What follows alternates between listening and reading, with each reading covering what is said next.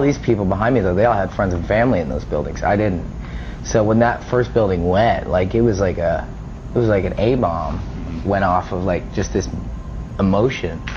And it was like, it made you nauseous. The guy next to you would be saying how he didn't want to raise a kid in a world like this. And another guy would be saying how he wants to get married and start a family now and stop running around. It's hard to imagine America without reflecting on the impact and legacy of the terrorist attacks of September 11, 2001, a date that will soon infiltrate every aspect of American society and has the heaviest impact on those who remember it as if it was yesterday. Amongst millions of Americans who were impacted that day was a man who was working in New York City. With the aftermath leaving citizens collectively emotional, anxious, and frightened, one man named Gerard Way was motivated to create something that would positively change the world. A world that at the time was filled with confusion and fear. Gerard, who at the time was working for Cartoon Network, set out to form a band that would create music that resonated with adolescents and adults who shared similar emotions after this event. A feeling of hopelessness, angst, and sadness as the world that we once knew became ominous and unfamiliar. There was something post-apocalyptic about the event, and it went on to inspire the writing and musical sound of the band My Chemical Romance. And how did that lead to the creation of the band? A big thing that went through my head was, you know, everything's kind of pointless that you're doing right now. I was involved in commercial art in New York, trying to pitch a show to Cartoon Network that was extremely frustrating because I was dealing with a company that had optioned the cartoon show that didn't quite get it, and I think they were more interested in turning it into toys or pillowcases and shit like that, and it was really disheartening. I need to do something that actually means something, or my life's gonna mean nothing. Just like this cartoon means nothing. Like, it's all going to mean nothing if I don't do something. It doesn't mean, like, go out there and save the world, because you can't, obviously. But it means, you know, go out there and make some kind of difference or say something. My Chemical Romance released their debut album, I Brought You My Bullets, You Brought Me Your Love, in 2002. It features songs like Skylines and Turnstiles, inspired by the events of 9/11 and its catastrophic impact. The group found success with a generation of emo angsty teens and young adults who related to the complex emotions their music expressed. The group went on to release tracks like Helena and Welcome to My Black Parade, and Vampires Will Never Hurt You. Our post-9/11 social and political climate, as well as the pending Great Recession that was only a few shy years away, created the perfect stage for this type of music to gain popularity and reach a broad audience. There was this level of raw emotion and pain that their music encompassed unapologetically. It was therapeutic to the world then and even now. It makes sense why their music had so much impact. My Chemical Romance's musical contribution is still alive today. Since their debut, they have had a multi-genre impact, inspiring emo rappers, pop stars, and a long list of alternative bands and artists. MCR's impact is not only limited to music though, but fashion, philosophy, and literature. Among their millions of fans was a woman named Stephanie.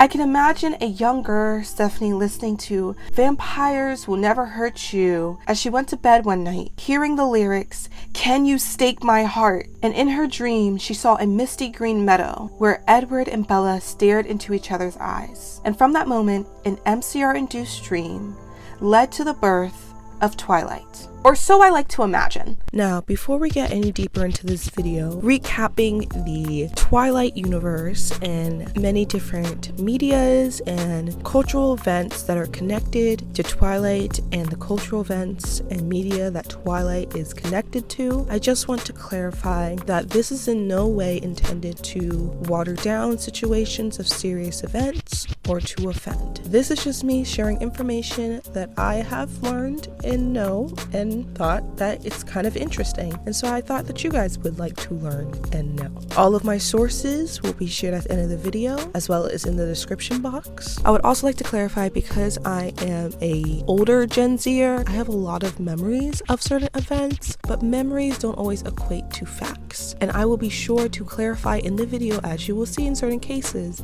that things that are my memories but I am not sure of, I will say they are alleged. This I like to play off and make a joke of, but I do mean it in the literal legal sense of alleged. I'm not accusing, I'm not saying it is fact. Take that information with a grain of salt. Another thing, I'll be tracking the connection to all of these medias and events through this lovely diagram. You will see it progress and grow throughout the video, and I would love you to refer back to it just to track exactly how we got here. Because trust me, by the time you get to the end, you'll be like, wait, how is this related to anything we talked about in the beginning? The diagram will tell you. The diagram holds all the secrets. You might have noticed my little outfit change. I'm rocking the Twilight Saga Eclipse shirt. It is an original shirt from June 3rd when the Eclipse film hit theaters.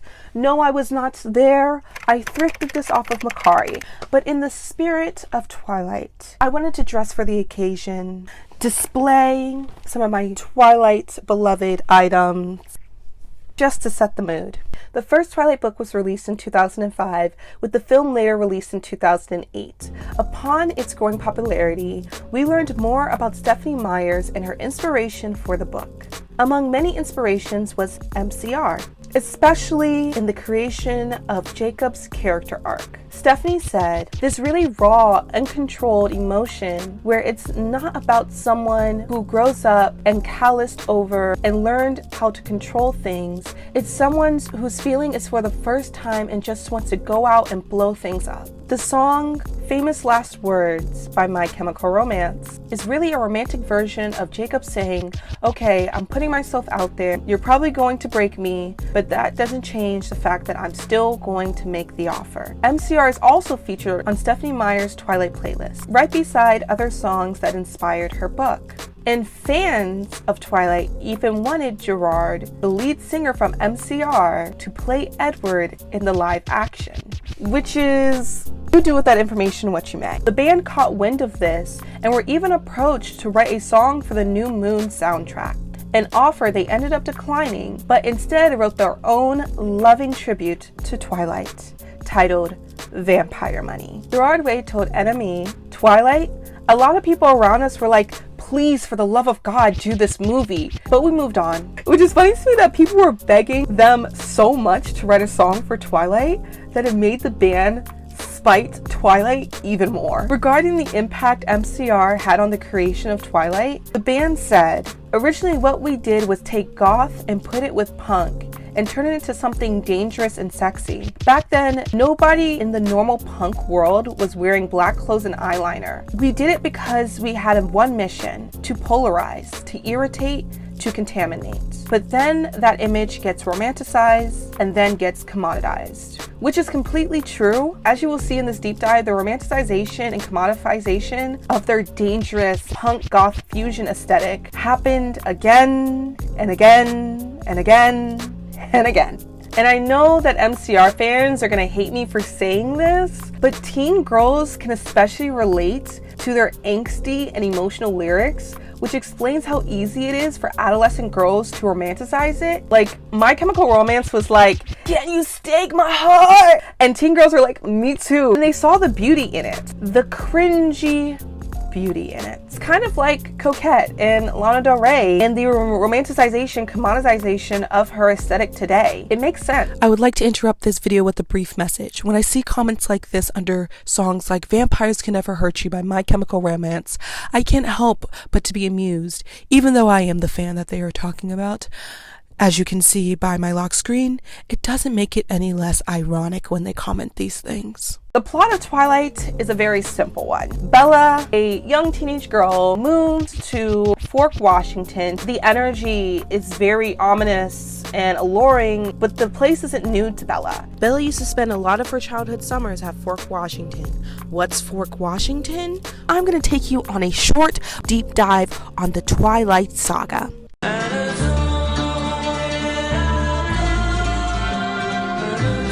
So the story starts out with Bella, a 17-year-old girl who lives in Arizona with her mom and stepdad.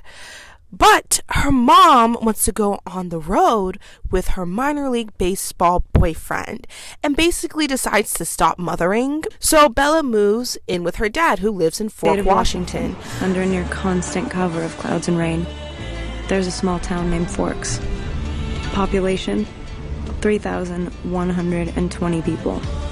I guess that's where the family all used to live before they divorced. There we meet Billy Black. Bella is reintroduced to Jacob. The two are members of the Quaalude tribe, indigenous people native to Fork, Washington. This is a very key part of the plot and one of the causes for concerns in the plot that I will not dive into in this video. Billy Black is friends with Charlie, Bella's dad. Bring it. Hi, I'm Side note, Charlie's a cop. Chief of police. Y'all can simp over him, that's your business. Anyways, because they're best buds, he gives Bella the ugliest orange truck I've ever seen in my whole life. But of course, she loves it because she's not like other girls. Oh my gosh! Jacob, someone that Bella used to hang out with during her summers in Forks, wishes that they went to the same school because I guess that would have made her feel more welcomed, even though she barely remembered him. Sadly, though, Jacob goes to the school on the reservation. So Bella is all alone to face her first day at a new high school as a senior, junior, something like that. Nice ride. Thanks. So we follow Bella through her first day of school where we meet Eric, Jessica, and a number of irrelevant normal people. Maya. Okay. Sorry, I needed a candid for the feature. Feature's dead, Angela. Don't bring it up again. That is until we meet some new folks. See, Bella, even though all of the, people are nice to her and everyone is like pretty welcoming to her and they're actually pretty nice people, I guess, in hindsight, Bella's not interested in the normies. She's drawn to this group of mysterious people that enter the lunchroom that Jessica informs her are foster brother and sisters. They're the Cullens. Dr. Collins like this foster dad / matchmaker. Maybe he'll adopt me. And of course, they're all coupled up except for the one brooding, dark emo one of them all, Edward Cullen. I think you know this part, so I'm just gonna let it speak for itself. Dog is gagging. He can't stop staring. He's trying so hard not to eat her, but read her mind at the same time, and it looks like he wants to poop himself. I'm sorry. And he's so anti-Bella that he stops coming to school for a hot minute. We don't see Edward for a few weeks, approximately, something like that. He doesn't come to school. During that time, Eric tries to ask Bella out, but boom, weird emo boy is back, and he says, "Hello. I'm sorry I didn't get a chance to introduce myself last week. I'm Edward Cullen." Boy sounds like an NPC character that she just approached. And he just started talking. All the boys in school are in love with Bella, but she doesn't care. She has her emo boy that she's infatuated with. And he's so weird, and I'm sorry, but I was never attracted to the weird ones in high school. Even the ones that were oh, well, he's not that ugly or he's kind of good looking. If you were weird, and I don't mean socially awkward, but weird, I can't see the appeal. But you know what? Bella's weird too, so she's down for the cause. And so they have awkward conversation. I love the rain. It's my favorite, actually. Another reason why I love the Twilight Saga, because it rains all the time. But Bella doesn't. Any cold, wet thing, I don't really... Edward starts asking her all these questions since he can't read her. It's been very difficult for me to read. And it's just literally reminds me of Vogue's 21 Questions or whatever, and he just follows her throughout the hallways of the skull. At the end of the day, the picture of Edward, his one hand on his car as he stares at her from a distance, the finest man at school and the only black man speeding through the parking lot and can't even hit his brakes and almost hits Bella, but boom, Edward with his super speed, he just comes in and he saves Bella and then deads that boy's car, but also disappears so quickly that nobody even sees it happen. I'm so sorry. And Bella becomes a little bit suspicious of Edward. So after Edward gaslights her, despite her, knowing something's up, after he gaslights her and pushes Bella away, her friends invite her to the beach. La push. The push, baby. La apple. Edward just keeps coming up to her to tell her to stay away from her, which is like, why are you coming up to her to say, leave me alone? Anyways, Bella believes that Edward is Spider-Man, and he says, What if I'm not the hero? What if I'm the bad guy? so turned on, Bella invites Edward to the beach, and he's like, nah. And she says, Is there something wrong with that beach? It's just a little crowded. anyways, so let me tell y'all who's fine. Everybody's like, Team Edward, Team Jacob. No, Team Jacob's friends. I'm Team them. And the funny thing is, Christoph, he was supposed to play Jacob. He was originally cast for Jacob, which I would have been Team Jacob till I die if that man was here. Don't get me wrong, Taylor Hotner is a good one, but this dude, y'all. I'm just here for the ride. I was originally casted as Jacob, and I kind of just flipped into this role, and it's all working. But of course, we would never see them again because of Stephanie Myers. Later in the film, Bella is roaming around the town at night, and some men cornered her just for Edward's there, ready to save her from being, well, you can make the conclusions. Then we get some of this, action at its best. So Emo Boy takes her out to eat because he's a gentleman. During the dinner scene, we learn a lot about Edward.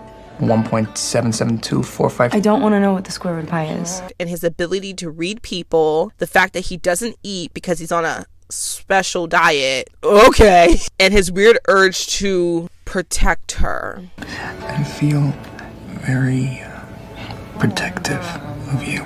So Bella starts to be on to Emo Boy. So she goes home and she Googles his emo symptoms. And we find out that Edward is a blood-sucking, human-killing vampire.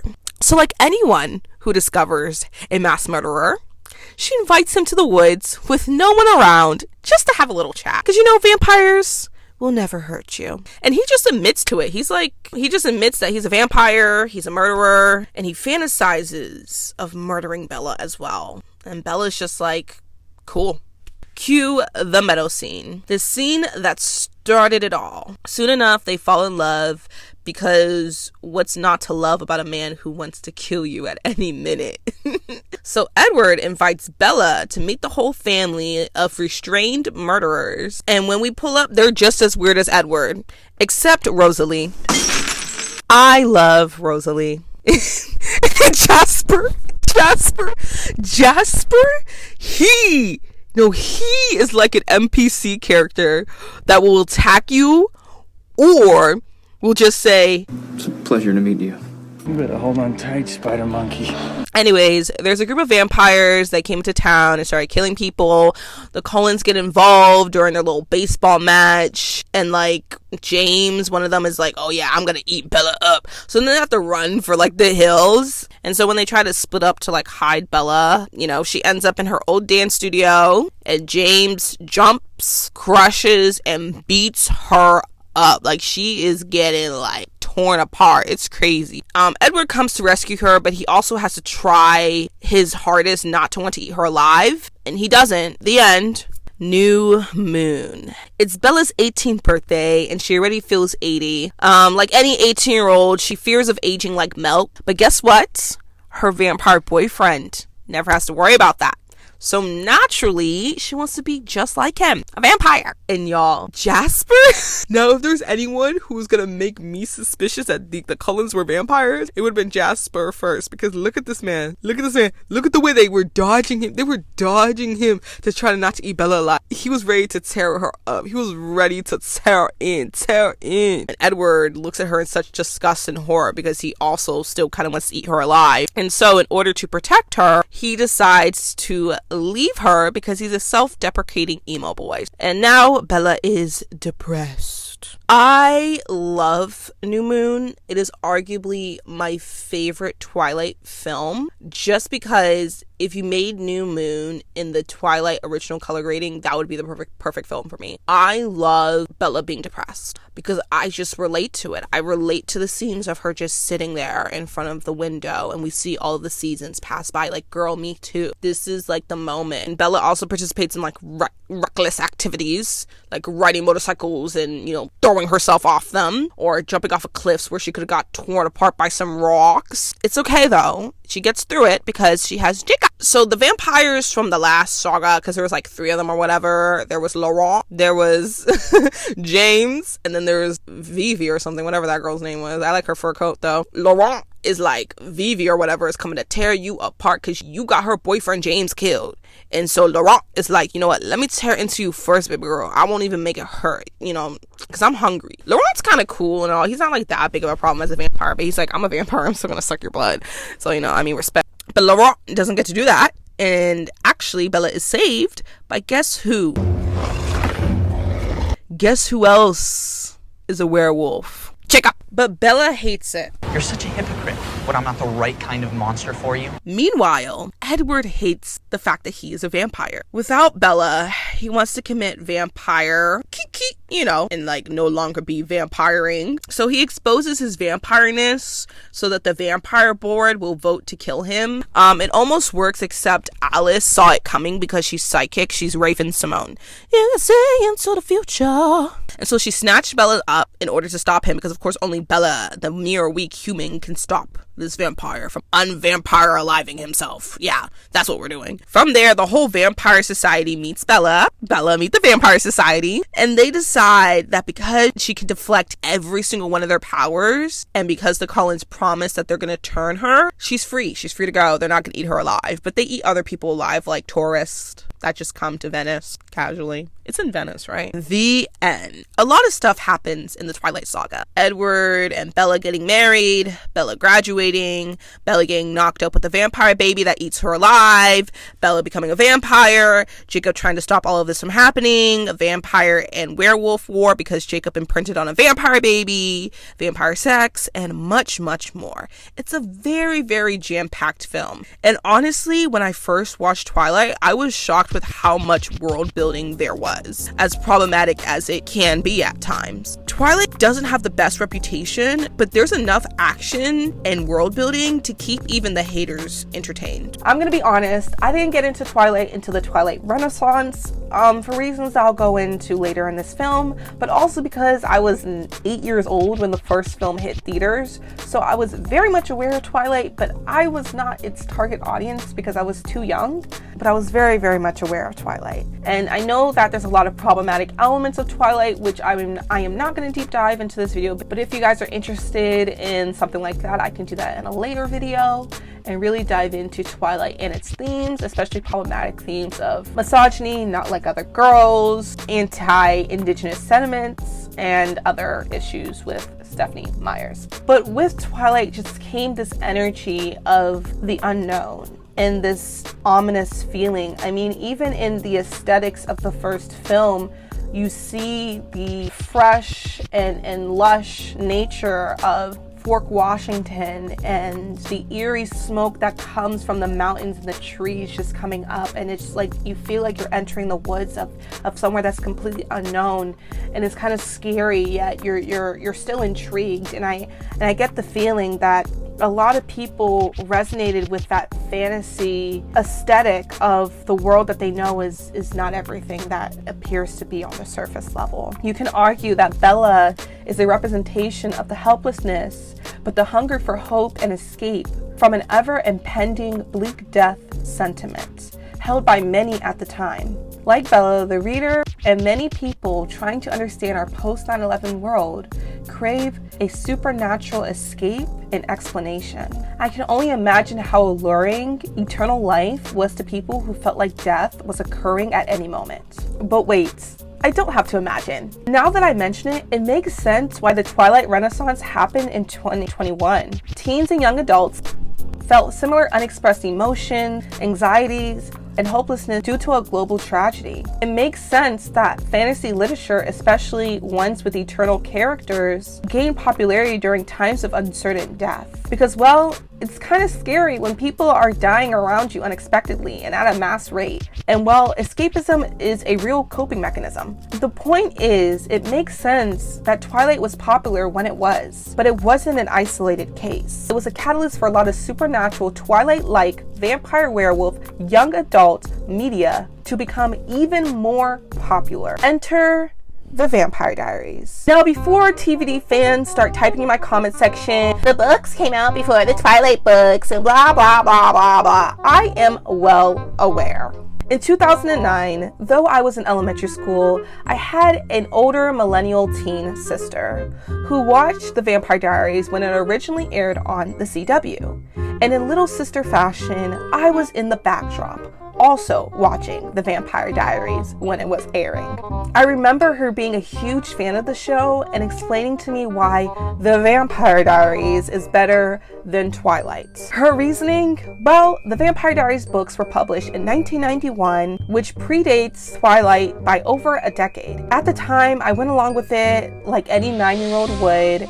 But now that I'm a semi-functional 23-year-old adult, I see the world for what it really is. And I can now say with full confidence that like many CW shows, The Vampire Diaries show and The Vampire Diary books are only related by name. And in the grand tradition of CW, they found a YA novel that they thought they could adapt because of a trending teen media craze. You could argue that Gossip Girl existed for the same reason, that the OC was a hit, and CW also wanted a hit. CW finds YA novel of similar plot to the hit show. CW makes YA novel show, but show is nothing like YA novel. Thus, I will make the claims of all claims to ever piss off the TVD fandom. Your show exists because of the popularity of the Twilight novel. Thus, it is relevant to my diagram.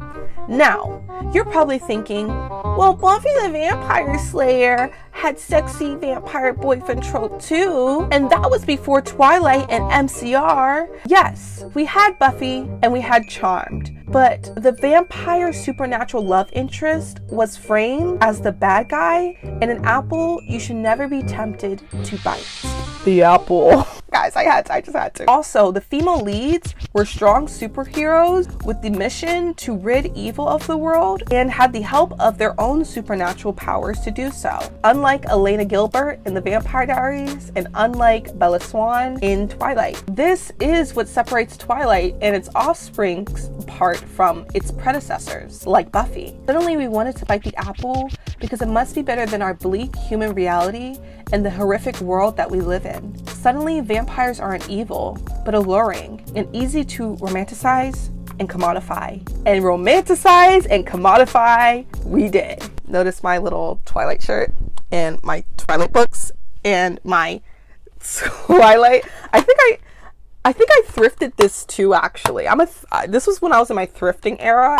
Commodify they did, but it wasn't just Twilight who commodified. Apart from The Vampire Diaries, the extent of supernatural teen media didn't stop there. True Blood was released in 2008, the same year of the Twilight film, followed by TVD in 2009, and Teen Wolf was released in 2011. Afterwards, we got the spin-offs, The Originals and Supernatural, and later movies like A Werewolf Boy 2012 and Fallen 2017. It's also important to note that these shows concluded around 2014-ish, which I would argue teen pop culture shifted into a different direction during that time, and also explains why Fallen was so terribly received, because it was so far removed from the rest of Twilight's offsprings date-wise. I would also like to point to non-supernatural media that saw popularity during this time. Twilight's dystopian and ominous allure, which embodied the brooding angst that the underbelly of our post-9/11 world was fostering, can also be credited to the popularity of the Hunger Games and other dystopian media. That mixed with the Great Recession made for the perfect storm.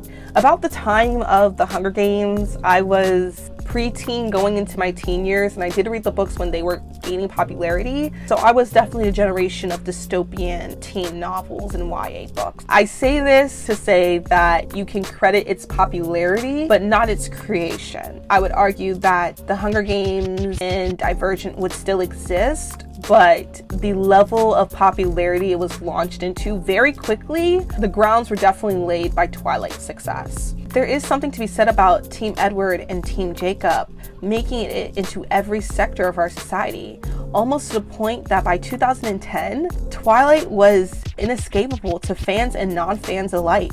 But isn't that true for all teen girl media? Like, I doubt your average Joe could escape the Beatles when they were around and kicking, but I don't see people complaining about the Beatles now in 2024. Huh? Not many Beatle haters still around.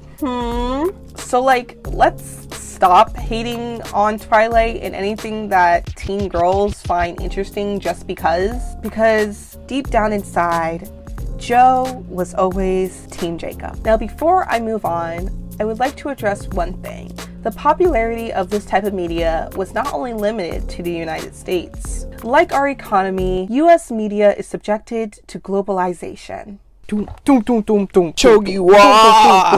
So now, for the occasion, I'm rocking my OG. I only do originals here, guys. I only do originals. I don't do knockoffs. This is the OG EXO jersey from the EXO Wolf and Grout era. Let me turn around for y'all. So y'all can see my drip.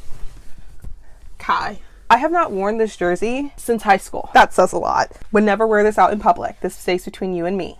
In Jessica Jung's 2020 YA novel, Shy, the main character, Rachel Kim, is a young K-pop trainee whose favorite show happens to be The Vampire Diaries. Now, this isn't a major plot point in the novel, and for legal reasons, this book is all works of fiction. But we do know that art imitates life, and I can't help but to think that there was a younger Jessica Jung, allegedly, watching TVD in the SM Entertainment building located in South Korea, and allegedly, Lee Soo-man saw this and took note of the teen vampire craze. And maybe this was the inspiration for EXO's 2013 release, Wolf. Even if Jessica Jung wasn't the source of inspiration, there's no denying that the vampire and werewolf craze made it overseas. In 2012, the Korean film A Werewolf Boy hit theaters just in time to rival Twilight's Breaking Dawn Part 2. Because even though the Twilight Saga was coming to an end, South Korea was just getting started. The Hollywood Reporter says, despite the arrival of Twilight Breaking Dawn Part 2, South Koreans are hot for a teenage werewolf romp of their own. A Werewolf Boy has become the most watched homegrown romance of all time with over 6.5 million admissions as of Monday. And the craze has prompted the release for a new version with an alternate ending. Jo Sung-hee's fantasy film, which revolves around romance between a young girl and a feral yet devoted werewolf boy, topped Korean box offices for 4 consecutive weeks from October 31st to November 28th. Keeping Hollywood's Vampire Saga, which has been seen by 2.39 million by now, at number 2 for 2 weeks straight after its release in the country on November 15th. So it's fair to say that the Twilight genre was also popular in South Korea. In 2012, SM Entertainment debuted their boy group EXO with the single Mama. The group's lore was that they were super hot alien boys from the exoplanet that not only had superpowers but could sing and dance too. By 2013 though, this would all change. With their new single Wolf, they abandoned their alien superpower roots and became werewolf schoolboys because it's clear what the people really wanted. This concept continued with the group's next single, Growl, in which the group saw immense national and international success. They also released 2 drama versions that were basically episodic music videos that further expanded their lore, which I will summarize now. The EXO drama versions were released as lore expansions to the EXO werewolf universe. In this plot, Chris Woo and Luhan are both werewolves. You can tell by the insignia on their hands, which is the same labels that each member was given during their alien hot boy era. So Luhan is for some reason running, doing backflips, tossing back and forth on this building. Meanwhile, this random girl's on the roof staring at the moon is supposed to show that she's like whimsical or whatever. We don't know who Luhan's being chased by. I'm gonna assume it's some SM employees that were promised an extra bonus if they do this scene. He flips like every 2 like moments, and really that's how they caught up to you, my boy. Why are you over excessively showing off instead of actually getting away from people who want to like beat you to death? Why do they want to beat you to death? I don't know. Anyways, this girl falls asleep on the roof, and then she wakes up and it's the middle of the night, and she's like, oh my gosh, I have to go home. I'm done with my whimsical era. And then she runs into Luhan, who saves her from like the dogs who try to like run her over. From there, she's like, oh my gosh, how did he catch me so quickly? He's so fast. Well, he's the new boy in school. Okay, so in Twilight, she's the new girl. In this one, he's the new boy. And she's like, I'm on to you, weirdo. Why were you so fast? Why were you able to save me from those thugs? Why were those thugs chasing you? In the end, he gets along with this group of 11 other men. Well, 10 other men. Well, I guess boys. They're boys in this because they're high school boys. And they all like hang out, and like she's friends with all of these 11 boys because like it's a reverse harem. I'm OT 11 for life, so like this is a great lineup for me personally. These thugs find Luhan again, and his friends are like, we're friends with him now, so we're gonna beat you up, and you don't know what you're about to get yourself into. You don't want this smoke. Of course, because she's helpless and cares, she hops off the bus instead of going home safely to watch them all fight. Then we get this amazing, iconic, action-packed scene with slow-mos of the EXO members punching SM employees. Like Kai's really into it, and it doesn't make sense because where did Kai learn? At risk. Like, it's actually like the funniest thing in the world. The only person who has like the background to actually make a good fighting scene is Tao, because he, you know, studied martial arts. The rest of the EXO members just look crazy. It looks like Chenyo is being stomped on. You're like 6'2". How are you being stomped on?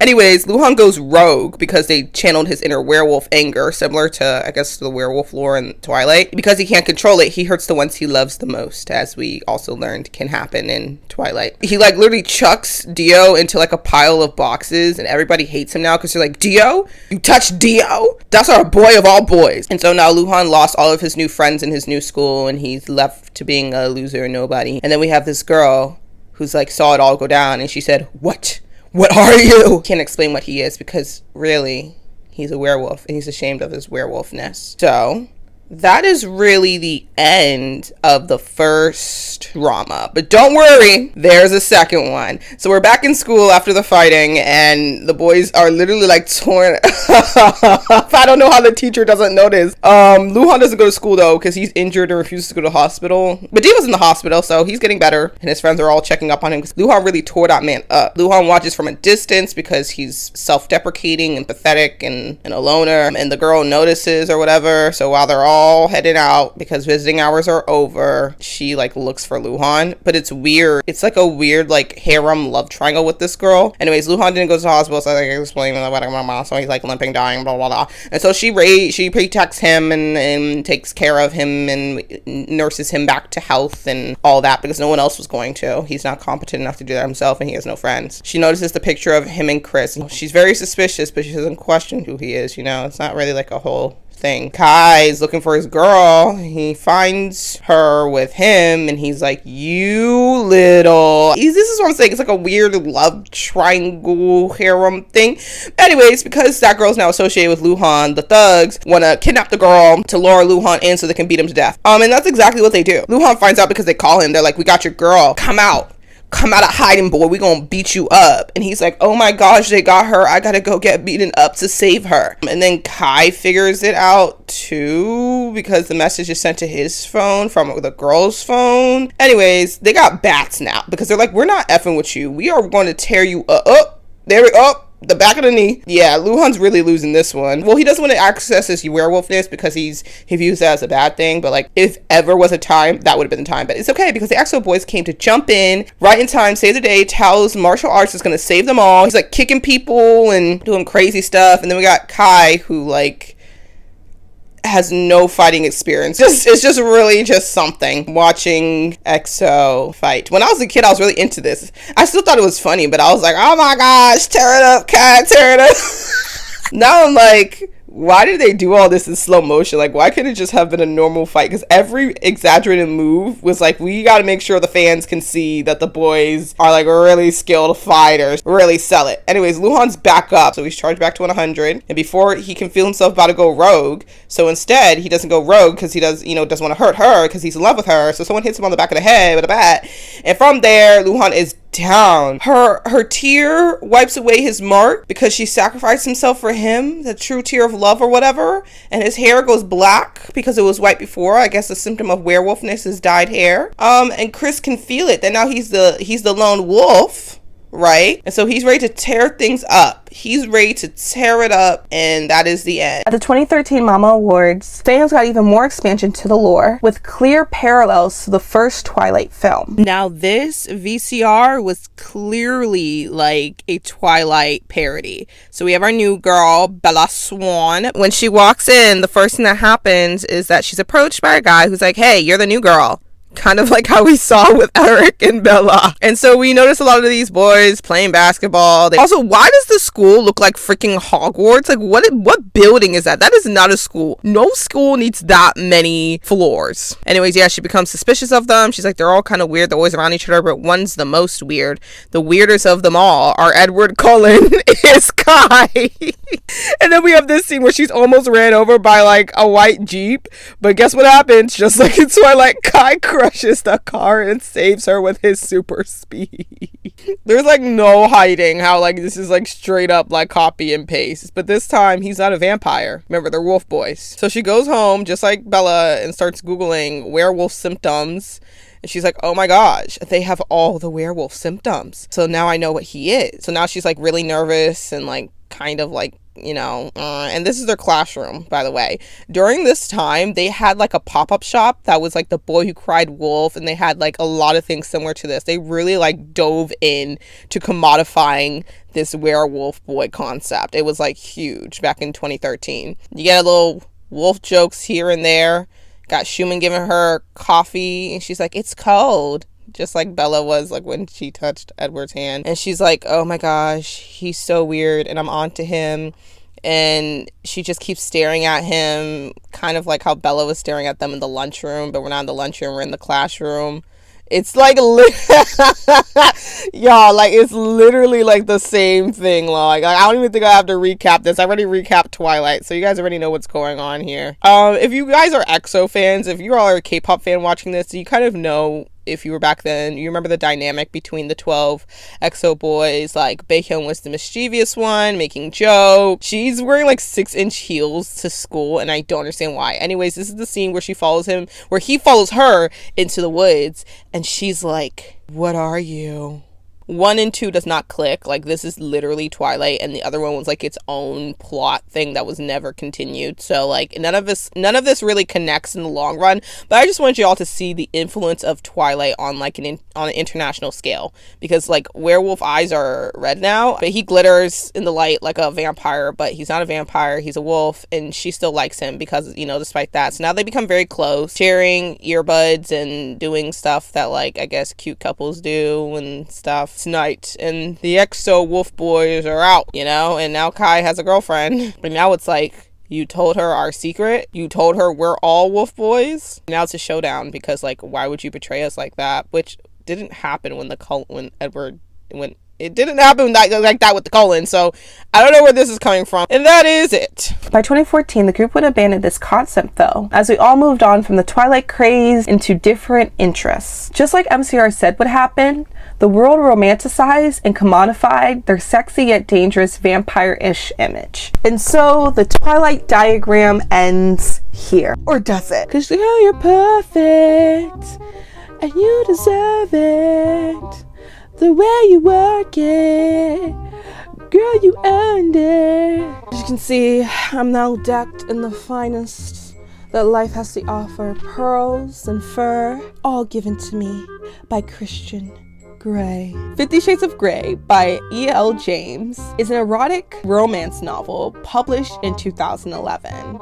It follows the sexual relationships between a recently graduated college student, Anastasia Steele, and a young businessman by the name of Christian Grey. It is often categorized in the dark romance genre because of its questionable depictions of BDSM and other problematic themes that I will not touch in this video. A quick Google search with anything related to 50 Shades of Grey, you will find articles and threads and forums and Reddits of people venting their complaints about the novel and how it has severely scarred and traumatized them. So for that reason, I will not cover it in this video.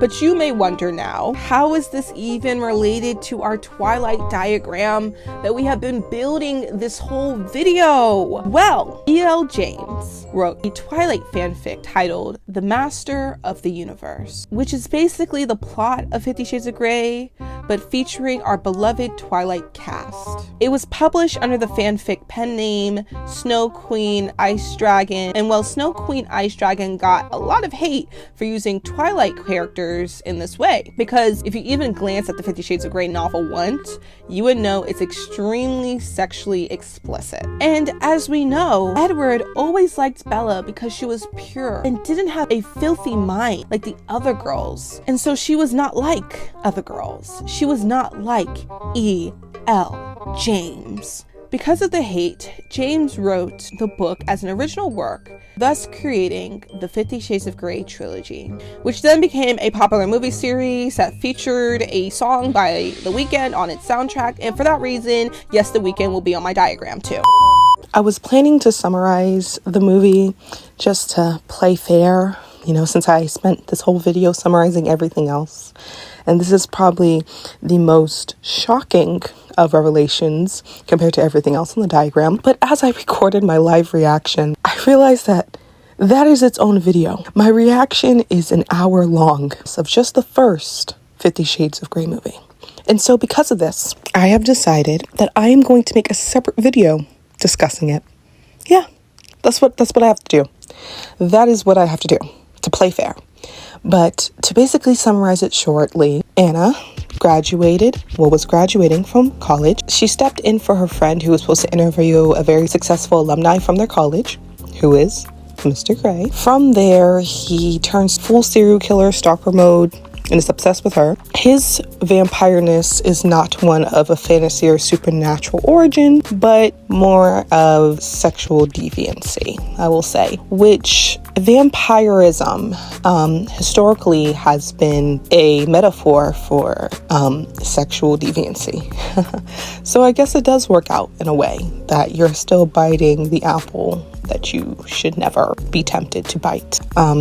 And I mean, the 50 Shades of Grey first film is just filled with a lot of yes, no, maybe, will they, a lot of questionable scenes of consent, and a lot of childhood trauma dumping, trigger warning, child abuse. That film needs its own trigger warning. That's how intense my viewing was. So you're just gonna get a 3-minute summary of 50 Shades of Grey from me. This is all I have to tell you guys for my own sanity, and you will be satisfied with it, and we'll move merrily along to the end of this video.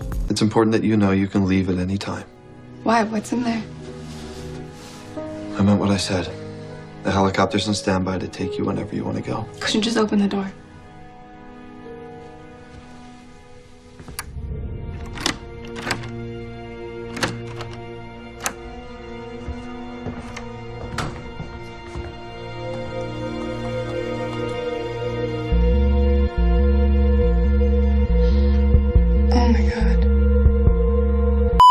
And now we have come to a close. This long diagram of things you never thought were interconnected, being interconnected in this space-time continuum. And now you too can carry the knowledge on why there are articles titled, "Did 9/11 cause 50 Shades of Grey?" With this knowledge, you can dazzle your friends with your historian skills and leave them amazed. Even feel free to use the beloved diagram that I've put together to show off your amazing new skill set. But in all seriousness, I doubt any of the parties we've talked about today had any intention to be linked to one another. I doubt that anyone would have thought the events of September 11 would lead to the creation of a punk rock emo band, or a novel about a 100-year-old vampire falling in love with a teenage girl would lead to a K-pop boy group's Wolf Schoolboy concept. But as we learned today, they are all connected.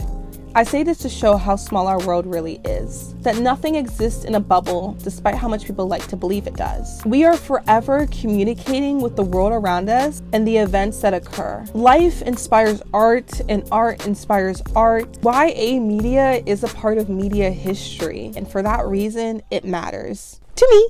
You make it feel like it's magic, oh yeah. I see nobody but you. I never come through. Ay, I'm so sick of being used. So I love him. I don't know the lyrics, but I know. So I will care for you. So I will care for you. Hey, 'cause girl, you're perfect, and you deserve it. The way you work it, girl, you earned it. Say you earned it. Sounding hey you